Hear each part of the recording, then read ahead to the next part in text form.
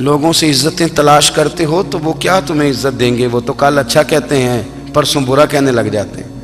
لوگوں کے سامنے گڈ بک میں آنا چاہو گے تو وہ تو سویرے تمہارے بارے میں کچھ کہیں گے، شام کچھ اور کہیں گے۔ اپنی روحانی زندگی آباد کریں، اپنے مسلح کو وقت دیں، اور دنیا سے چھپ کر اس موبائل کو بند کر کے اور اپنے آپ سے بھی چھپ کے اور تنہا ہو کے چھپا کے سارا کچھ اپنے آنسو اپنے رب کی بارگاہ میں پیش کریں، اس کے حضور حاضری دیں۔ سنو نا ترمذی کی حدیث، اور اسے یاد رکھنا، نبی پاک علیہ السلام نے فرمایا اپنے دکھ لوگوں کے سامنے نہ بیان کرنا، سیٹھوں نوابوں کو نہ بتاتے پھرنا، دنیا داروں کے سامنے جا کے نہ رونا کہ میں تکلیف میں ہوں۔ فرمایا اگر دنیا داروں کو دکھ بتاؤ گے رب تمہیں کبھی غنی نہیں کرے گا۔ اور لوگ ہیں کہ الٹا مذاق اڑائیں گے آپ کی، جس سے بڑی پکی یاری ہے نا، پکی، وہ تب تک پکی ہے جب تک آپ نے 50,000 مانگا نہیں، اور جس وقت آپ نے کہہ دیا کہ میں مجبور ہوں میری مدد کر، تو پھر ختم ہو گئی دوستی۔ لوگوں کی تعلقات آپ کے ساتھ تب تک ہیں جب تک آپ ان سے کوئی ضرورت وابستہ نہیں کرتے۔ کریم محبوب فرمانے لگے بندوں کے سامنے دکھ نہ بیان کرنا، اللہ تجھے کبھی غنی نہیں کرے گا۔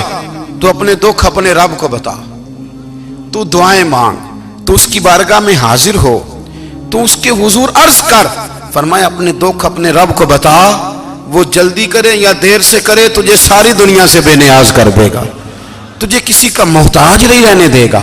اپنے مسلح کو، اپنی دعاؤں، ایک بزرگ فرماتے ہیں میں نے دعا مانگنے کا طریقہ اپنی بیوی سے سیکھا،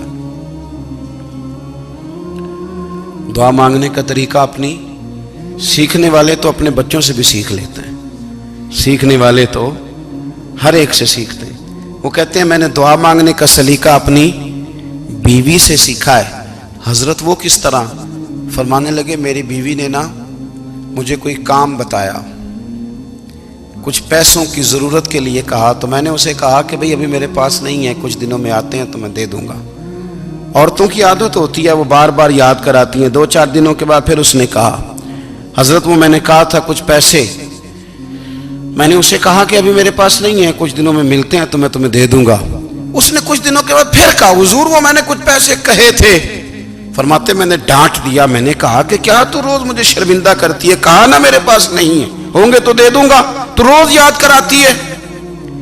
فرماتے ہیں اس نے پہلے تو میری ڈانٹ کو سہا، پھر میرے سخت جملوں نے اس کی آنکھوں میں آنسو پیدا کر دیے، پھر اس نے اپنے آنچل میں اپنے اس دکھ کو سمیٹا، اور پھر اس نے ایک جملہ کہا تو میں رو پڑا، اور مجھے اپنے رب سے مانگنے کا طریقہ آ گیا۔ مجھے کہنے لگی حضرت جی آپ نے ڈانٹ دیا میں نے سہ لیا، پر آپ ہی میرے شوہر ہیں، بتائیں نا آپ سے نہ کہوں تو میں کس سے جا کے کہوں۔ فرماتے ہیں میں رو پڑا، اور میں کھل کے رویا، اور میں تڑپ کے رویا، اور پھر میری سسکیاں بند گئیں۔ تو مجھے کہنے لگی آپ کو کیا ہوا؟ میں نے کہا مجھے بھی دعا مانگنی آ گئی ہے، جب میں اسے کہوں گا نا اللہ تو ہی میرا رب ہے، میں تجھ سے نہ کہوں تو میں کس سے جا کے کہوں؟ میں کیوں کسی بندے سے سوال کروں؟ میں کیوں کسی دنیا دار سے کہوں؟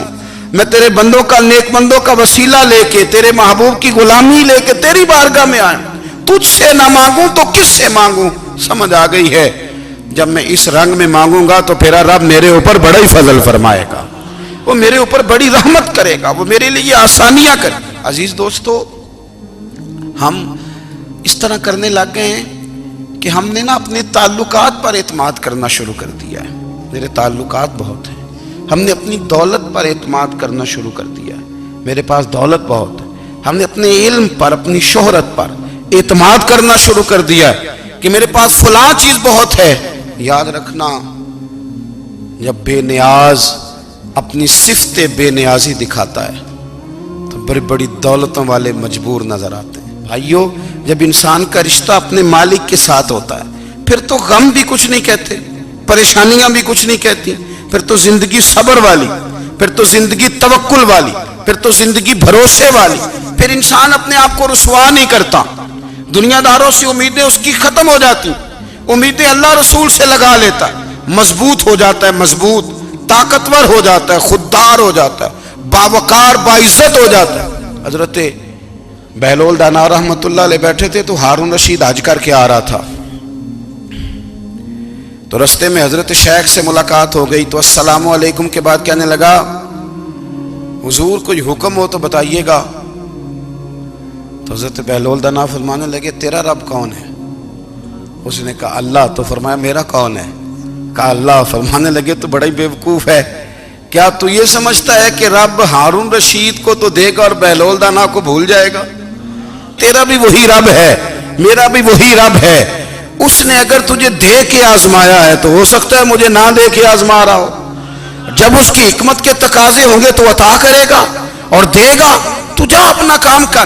بھائی اپنی روحانی زندگی، اپنی عبادات، اپنے وظائف، اپنے روزمرہ کے معاملات، اپنی دعائیں، اپنا استغفار. دیکھو کوئی مشکل کام تو نہیں 2 رکوع ہیں سورہ واقعہ کہ اگر رات کو پڑھ لی جائے تو. میں کس طرح یہ بات بیان کروں کہ تعویذ بانٹنا آسان ہے اور وظیفہ بتانا مشکل ہے. سارا دن تعویذ بانٹیں تو لوگ لینے کو تیار ہیں، اور اگر آپ وظیفہ بتائیں تو کہتے ہیں تو مشکل کام ہے. او خدا کے بندے، اگر آپ کا تعلق قرآن پاک کے ساتھ مضبوط ہو، قرآن پاک کے ساتھ اگر آپ کا رشتہ ہو، لوگ سفارشیں ڈھونڈتے ہیں نا دنیا میں، کوئی تعلق مل جائے تو میرا کام ہو جائے. دنیا میں اتنا مشکل معاملہ ہے، آخرت میں مجھے بتائیے گا کتنا مشکل معاملہ ہوگا. میرے نبی پاک صلی اللہ تعالی علیہ وسلم نے فرمایا جو لوگ سورہ ملک پڑھا کرتے تھے نا، سورہ ملک، یہ سورت ملک قیامت میں ان کی سفارش کرے گی، اور اس طرح کرے گی کہ کہے گی اے اللہ یہاں اس بندے کو جنت میں داخل کر دے یا مجھے قرآن پاک سے علیحدہ کر دے. تو رب فرمائے گا جا اس کا دامن تھام کے اسے جنت تک پہنچایا. آپ بات کو سمجھیں، جب آپ کے تعلقات اپنے معاملات کے ساتھ مضبوط ہوں گے، یہ نبی کریم نے وعدہ کیا ہے کہ تو سورت واقعہ پڑھ تیرے گھر میں فاقہ نہیں آئے گا. حضرت عبداللہ ابن مسعود رضی اللہ تعالیٰ عنہ بیمار تھے تو حضرت عثمان غنی رضی اللہ تعالیٰ عنہ تیمارداری کے لیے تشریف لے گئے اور جا کر کے کہا کہ آپ بڑے بیمار ہیں، آپ کی بیٹیاں زیادہ ہیں، میں چاہتا ہوں کہ خزانے میں سے کچھ مدد کروں. تو سیدنا عبداللہ ابن مسعود رضی اللہ تعالیٰ عنہ اٹھ کے بیٹھ گئے اور کہنے لگے امیر المومنین، اللہ آپ کو میری طرف سے، میری بیٹیوں کی طرف سے بہتر صلہ دے. میری بیٹیوں کو کسی خزانے کی ضرورت نہیں، میں نے انہیں خزانہ دے دیا ہے. کہا جناب آپ نے کون سا خزانہ دیا ہے، میں آپ کے مالی معاملات کو جانتا ہوں. تو فرمانے لگے امیر المومنین، میرے نبی کریم نے فرمایا ہے جو سورت واقعہ پڑھے اسے کبھی فاقہ نہیں آتا. میں نے بیٹیوں کو یاد کرا دی ہے، یہ خزانہ میں نے انہیں دے دیا ہے. وہ سارے والدین سنیں جو بیٹیوں کے لیے پریشان رہتے. حضرت عبداللہ ابن مسعود نصیحت کر رہے ہیں، فرمانے لگے میں نے سورت واقعہ یاد بھی کرا دی ہے، پڑھنے کی عادت بھی ڈال دی ہے. حضور نے فرمایا ہے جو سورت واقعہ پڑھے اسے فاقہ نہیں آتا. کہنے لگے چاند تو اپنی جگہ چھوڑ سکتا ہے، سورج گر سکتا ہے، تارے ٹوٹ سکتے ہیں، پر مدینے والے رسول کی بات غلط نہیں ہو سکتی. حضور نے فرمایا فاقہ نہیں آئے گا تو انشاءاللہ کبھی بھی نہیں آئے گا. کرنے کا کام یہ ہے کہ ہم اپنے معاملات، اپنی عبادات، اپنی دعائیں، کبھی 10 منٹ عادت ہو جائے نا دعا مانگنے کی علیحدہ سے رات کو. حضور نے فرمایا جو فرض نماز کے بعد دعا مانگے اللہ اس کی قبول کر لیتا ہے. نبی پاک صلی اللہ تعالی علیہ وسلم نے فرمایا اللہ مسافر کی دعا قبول فرماتا ہے. حضور نے فرمایا اللہ مظلوم کی دعا قبول فرماتا ہے. حضور نے فرمایا بیمار سے دعا کراؤ اللہ اس کی دعا قبول فرماتا ہے. میرے نبی پاک نے فرمایا ماں باپ جب بھی اولاد کے لیے ہاتھ اٹھائیں، ویسے تے بلے شاہ تو آسمانی اڈ دیا ہی پھڑ دیں، جڑا گھر بیٹھا انہوں بڑھیا ہی نہیں. حضور فرمانے لگے ماں باپ جب بھی اولاد کے لیے دعا فرمائیں اللہ ان کی دعا کو قبول کرتا ہے. آپ اپنا تعلق بنائیں دعا کے ساتھ، عبادت کے ساتھ، مصلی کے ساتھ رشتہ بنائیں، استغفار پڑھیں. صلاح الدین ایوبی صلیبی جنگوں میں تھے، رات کو مسجد اقصیٰ میں نماز پڑھی تو پریشان تھے. ایک بزرگ سے ملاقات ہوئی تو وہ کہنے لگے کہ آپ بڑے پریشان ہیں. کہنے لگے حضور پریشان اس لیے ہوں کہ پہلے ہی مسلمان کمزور ہے، اب میں نے سنا ہے دشمن کا ایک بحری بیڑا وہ جنگی سامان سے بھرا ہوا آ رہا ہے، تو اب ان کے پاس اور تلواریں اور نیزے آ جائیں گے، مسلمانوں کے پاس پہلے ہی وسائل کی کمی ہے، پریشان ہو کس طرح کر کے مقابلہ کریں گے. یہ بات کہتے ہی صلاح الدین ایوبی نے بزرگوں سے کہا حضور آپ بھی دعا کرنا، دعا کی بڑی طاقت ہے. میرے نبی پاک نے فرمایا دعا مومن کا ہتھیار ہے، دعا مومن کا، دعا مومن کا۔ حضور نے فرمایا تقدیر کو سوائے دعا کے کوئی چیز نہیں بدل سکتی، دعا مومن کا ہتھیار ہے، یہ کافر کے پاس کوئی نہیں، یہ ہتھیار ہے مومن کا۔ اللہ کرے آپ کو سمجھ آئے، پھر سنیں، کئی بار کہہ چکا ہوں یہ ہتھیار ہے۔ کافر کے مقابلے میں جو تیرے پاس سب سے بڑا ہتھیار ہے وہ دعا ہے۔ دعائیں کرانی چھوڑ دی، کرنی چھوڑ دی، لینی چھوڑ دی۔ حضرت سیدنا انس بن مالک رضی اللہ تعالیٰ عنہ فرمایا کرتے تھے، میں نے وہ رنگ دیکھا ہے جب حضور دعا مانگتے تھے اور حضور کی مقدس آنکھوں میں آنسو بھی ساتھ ہی بہا کرتے تھے، میں نے وہ انداز دیکھا ہے۔ تو صلاح الدین ایوبی بزرگ سے کہنے لگے آپ بھی دعا کیجیے، اور خود رونے لگے اور سر سجدے میں رکھ کے رونے لگے، اور عشاء سے لے کر فجر تک روئے، خوب روئے۔ صبح وہ بزرگ آئے تو صلاح الدین ایوبی کا خوبصورت اور ہنستا ہوا چہرہ دیکھا، کہنے لگے آپ بڑے خوش ہیں، رات تو میں نے بڑے روتے ہوئے دیکھا تھا۔ تو کہنے لگے حضور وہ جو بحری بیڑا آ رہا تھا نا وہ پانی میں ڈوب گیا ہے، اب وہ نہیں آ رہا، ابھی خبر آئی ہے تو میں بڑا خوش ہوں۔ بزرگ کہنے لگے اٹھ سینے سے لگ اور سن ایک بات، وہ بحری بیڑا پانی میں نہیں ڈوبا، وہ تیرے آنسوؤں میں ڈوب گیا ہے۔ وہ جو تو رات رویا ہے نا رب کریم کی بارگاہ میں تو وہ ڈوب گیا ہے۔ حضرت عائشہ صدیقہ رضی اللہ تعالیٰ عنہ فرماتی ہیں ایک عورت تھی اور اسے نبی پاک صلی اللہ تعالیٰ علیہ وسلم نے نا وہ کلمہ پڑھ کے مسلمان ہوئی، مدینہ طیبہ آ گئی تو حضور نے مسجد نبوی شریف میں اس کے لیے مکان، ایک سادہ سا کمرہ ساتھ مسجد کے بنوا دیا، وہیں رہنے لگی۔ اکثر وہ سیدہ طیبہ کے پاس آتی تو حضرت عائشہ صدیقہ رضی اللہ تعالیٰ عنہ فرماتی ہیں وہ بڑی باتیں سناتی اور آخر میں کہتی وہ ہار والا دن بھی بڑا عجیب دن تھا اور میرے رب کی قدرتوں کا دن تھا، وہ بھی بڑا عجیب دن تھا۔ سیدہ عائشہ صدیقہ رضی اللہ تعالیٰ عنہ ایک دن فرمانے لگی کہ تو ہار والے دن کا بڑا ذکر کرتی ہے، وہ کیا دن تھا؟ تو خاتون کہنے لگی اماں جی وہ دن تھا جب میرے رب پر بھروسہ اور مضبوط ہو گیا، جس دن میرا اپنے رب پر توکل اور بڑھا، میرے ایمان میں یقین میں اور پختگی آئی۔ کہنے لگی میں ایک گھر کی کنیز تھی، نوکرانی تھی، اس گھر میں ایک بچی تھی جس کے پاس سونے چاندی ہیرے جواہرات کا ہار تھا۔ اس زمانے میں نا چمڑے کے اوپر لوگ ہیرے جواہرات لگاتے تھے، کئی دفعہ سرخ رنگ کے چمڑے پہ لگائے جاتے تھے، وہ بچی پہنتی تھی۔ تو کہتی ہیں وہ بچی کے اس نے اتار کے رکھا یا اس سے گرا وہ ہار تو چیل اسے اٹھا کے لے گئی گوشت سمجھ کے اور میرے سامنے اٹھا کے لے گئی۔ گھر والوں نے مجھ سے پوچھا، یہ بخاری میں موجود ہے، گھر والوں نے پوچھا مجھ سے کہ وہ ہار کہاں ہے تو میں نے کہا چیل اٹھا کے لے گئی۔ گھر میں کچھ چوری ہو جائے تو سب سے پہلا الزام کس پہ لگتا ہے؟ ملازمین پہ۔ کہتے انہوں نے مجھے بڑا مارا، بڑی تکلیف تھی، حتیٰ کہ میری شرمگاہ تک کی تلاشی لی، میری عزت اتنی خراب کی میں بتا نہیں سکتی۔ میں نے اپنی زندگی میں ایک واقعہ دیکھا، ایک امیر گھر میں چوری ہو گئی، ملازم کو اتنا مارا کہ وہ چارپائی پہ پڑ گیا، پولیس والوں سے اتنی مار پروائی گئی کہ وہ بیچارہ چارپائی پہ پڑ گیا، اور پھر وہ اتنا بیمار ہوا اور کچھ دنوں کے بعد پتہ چل گیا کہ چور تو اپنا بیٹا ہے ان کا، پھر اس کا انتقال ہو گیا۔ اب وہ سیٹھ صاحب اور گھر والے آ کے نا مرنے والے کے کان میں معافیاں مانگ رہے ہیں، کان میں۔ تو میں نے ان سے پھر کہا تھا کہ یہ تو اب چلا گیا ہے، تمہارا زور چلتا تھا نا تو تم نے قانون خریدا اور تم نے اسے جتنا ہو سکا تم نے اسے مار پڑوائی، تمہارے پاس جو عدالتیں تھیں تم نے وہاں کارروائی کی، اب ایک عدالت قیامت کے دن لگے گی۔ یہ کمزور تھا نا، کچھ کر نہیں سکا۔ میرے نبی پاک صلی اللہ علیہ وسلم نے فرمایا سن لو، اگر سینگ والی بکری نے بغیر سینگ والی بکری کو تکلیف دی ہوگی نا تو قیامت کے دن اسے بھی بدلہ دینا پڑے گا کہ تیرے پاس سینگ تھے اور تو نے اسے مارا تھا۔ وہ خاتون عرض کرتی ہے سیدہ عائشہ کی خدمت میں کہ مجھے بڑا مارا، مجھے تکلیف دی، میں کہہ رہی تھی کہ میرے سامنے چیل لے گئی ہے پر وہ نہیں مان رہے تھے، اماں جی انہوں نے مجھے بڑا مارا۔ حضرت عائشہ صدیقہ کہتی ہیں پھر کیا ہوا؟ کہنے لگی اماں جی جب کوئی میرا مددگار نہ رہا، مجھے تکلیف دے رہے تھے، رسوا کر رہے تھے، تو میں نے اپنے رب سے مدد چاہی، میرے رب کی طرف میں نے توجہ کی، میں نے کہا مالک اب تو ہی میرا مددگار ہے، कहती है वो मुझे मार रहे थे तो वो चील जो हार ले गई थी वही लेके वापस आ गई, और हमारे सरों के करीब ला के उसने जब उस हार को फेंका, वो मुझे छोड़ के साइड पे हुए, वो मेरी बेगुनाही जान गए। लेकिन आपको बताऊं, उस दिन से मेरा अपने रब पर यकीन और बढ़ गया।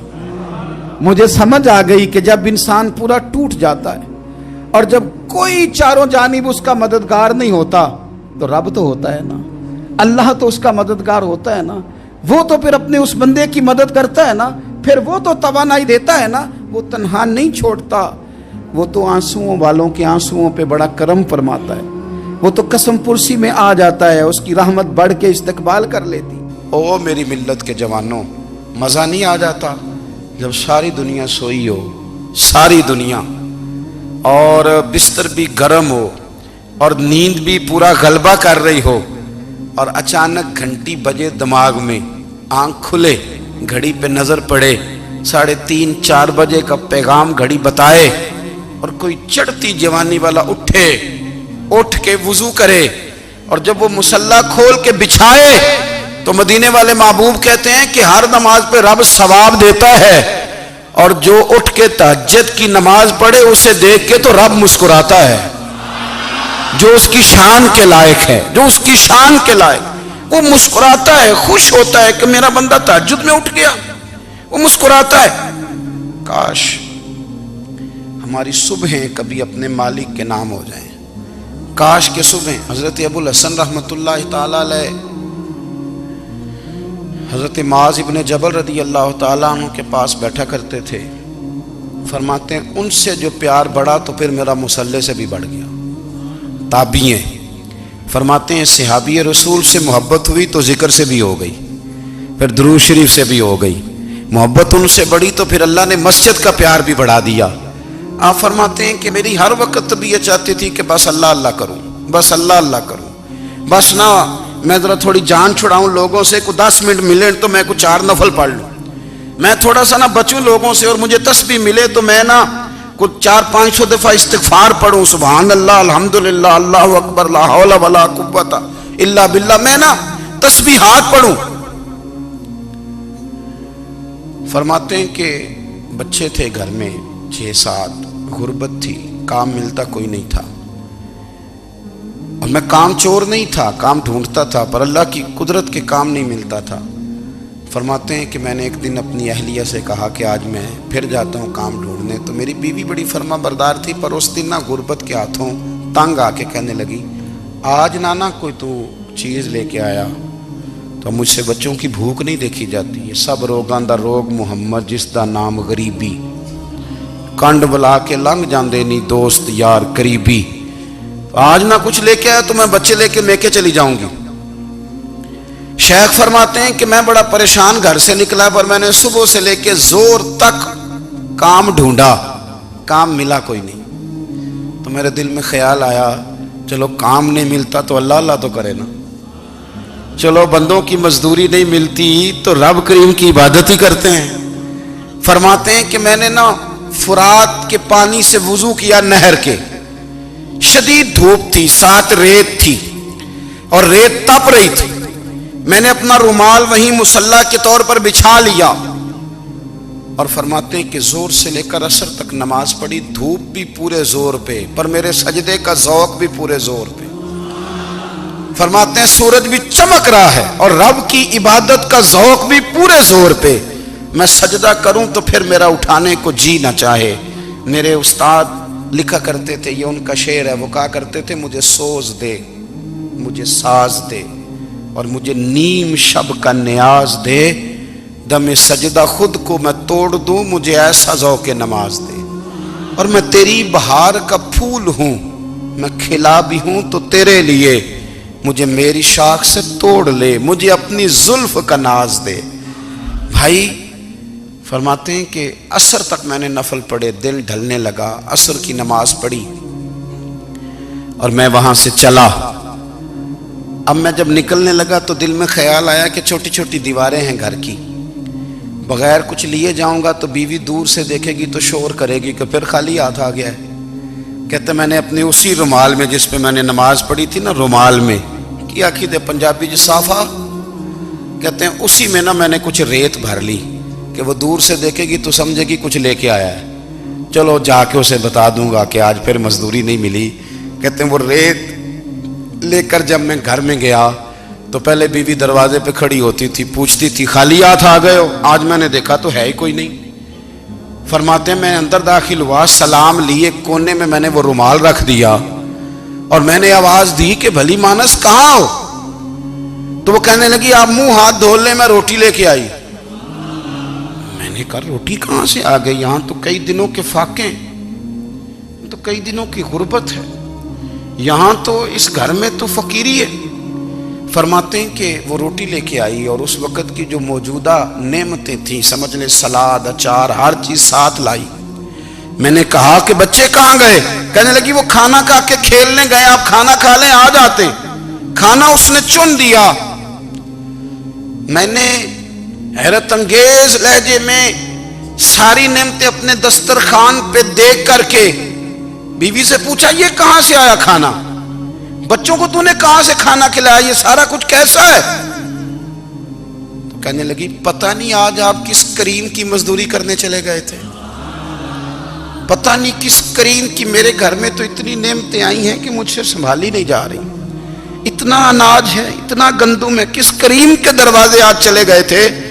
یہ کہتے کہتے وہ اٹھی اور اٹھ کر کے کہنے لگی پہلے بڑا کچھ آیا تھا، اب کیا لے آئے ہو؟ اور جا کر کے نا اس نے وہ ریت والا رومال کھولا، کہنے لگے میں تو لے کے آیا تھا ریت، تو میرے رب نے اسے بھی سونے اور ہیرے بنا دیا تھا۔ جب آپ کی توجہ اللہ کی جانب، میرے نبی پاک صلی اللہ تعالی علیہ وسلم نے فرمایا ہر چیز اپنے رب سے مانگ، ہر چیز مانگ، ہر چیز مانگ۔ یا رسول اللہ کیا کچھ؟ میرے محبوب نے فرمایا تیرے گھر میں نمک بھی ختم ہو جائے تو وہ بھی اپنے رب سے مانگا کر، تو مانگنا وہ تجھے دے گا، تو اس کی بارگاہ میں کشکول طلب دراز تو کرنا۔ اور ترمذی شریف میں عجیب لفظ ہے، رسول کائنات نے فرمایا، رب کریم فرماتا ہے جب میرا بندہ ہاتھ اٹھاتا ہے نا تو مجھے حیا آتی ہے کہ میں خالی کیسے لوٹا دوں اس کے۔